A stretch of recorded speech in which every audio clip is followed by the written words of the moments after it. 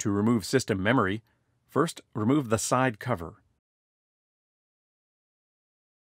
The graphics card in many units will block access to pressing the bottom side retaining clip of the memory socket.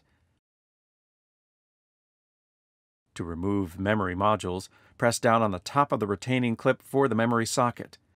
Angle the top part of the memory module out of its socket and pull the bottom part of the memory module firmly out of the socket.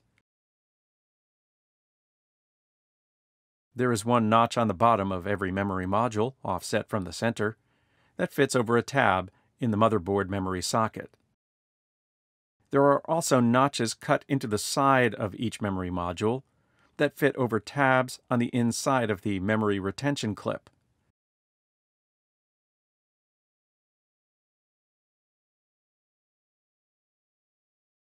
To replace a memory module in this unit, press the bottom side notches of the memory module over the tabs on the bottom clip.